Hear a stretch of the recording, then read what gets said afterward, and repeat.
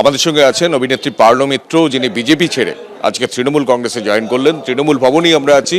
পার্নো, এই সিদ্ধান্ত বদল কেন, দল বদল কেন?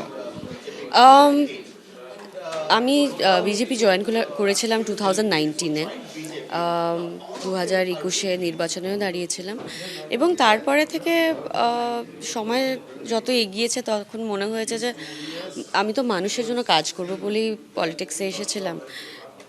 আমার মনে হয় না সেই সুযোগটা আমি পেয়েছি।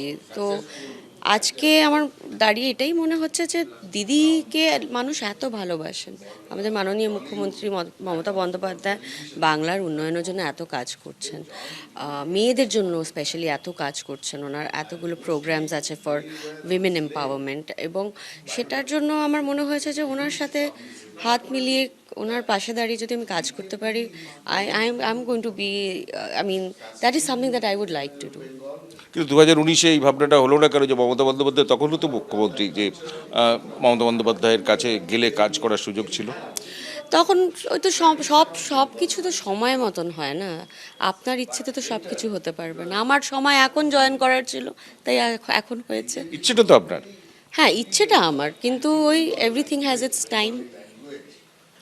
এই যে বিজেপিতে গেলেন, প্রার্থী হলেন, অভিজ্ঞতা খারাপ বলেই তো তৃণমূলে এলেন। অভিজ্ঞতাটা কি খারাপ যেখানে তৃণমূলে আসতে হলো? অভিজ্ঞতা খারাপ ভালো নয়, ইটস জাস্ট কোনো অভিজ্ঞতাই হয়নি, সিম্পল। মানে আপনি পার্টিতে মিটিংয়ে যেতেন এমনি বিজেপির? পরের দিকে না। বিজেপির প্রতি মোহভঙ্গের কারণ কি? কারণ তো একটা থাকবে। কোথাও কি মেন্টাল ম্যাচ হচ্ছিল না।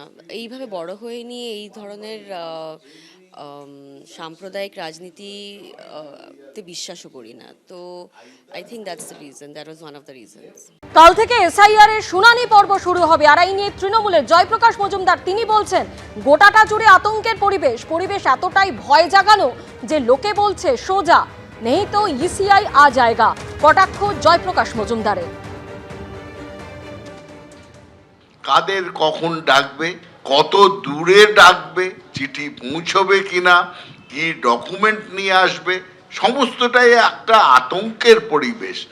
একজন আত্মহত্যা, একজন মারা গেছে, আবার আপনারা শুনেছেন 2 ছেলেকে তাদের নোটিশ পাঠানো হয়েছিল, সেই চিন্তায় হার্ট অ্যাটাক হয়ে মারা গেছেন। এই মৃত্যু মিছিল চলছে এবং সবথেকে বড় কথা, সারা ভারতবর্ষে রসিকতা শুরু হয়েছে যে মা ছেলেকে ঘুম পাড়াচ্ছে। সেই যে বিখ্যাত সিনেমার ডায়লগ সোজা নেই তো গব্বর আ জায়গা, এখন বলছে সোজা নেই তো ইসিআই আ জায়গা, ইলেকশন কমিশন আ জায়গা। অনেকে আবার খারাপভাবে ইলেকশন কমিশনের চিফ যিনি মুখ্য নির্বাচন আধিকারিকের নাম করে বলছে যে ও এসে যাবে, ঘুমিয়ে পড় বাবা। এই রকম কিন্তু আমরা কোনোদিন চাইনি যে ইলেকশন কমিশন সাধারণ মানুষের কাছে ত্রাস হয়ে উঠবে। কাল থেকে শুরু এসআইআর শুনানি। 32 লক্ষ আনম্যাপের জন্য ধাপে ধাপে হবে শুনানি।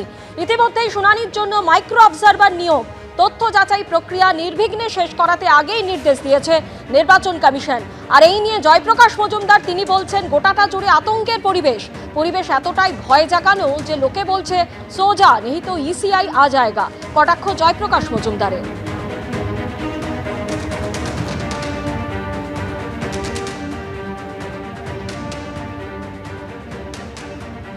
এবিপি আনন্দ, এগিয়ে থাকে, এগিয়ে রাখে।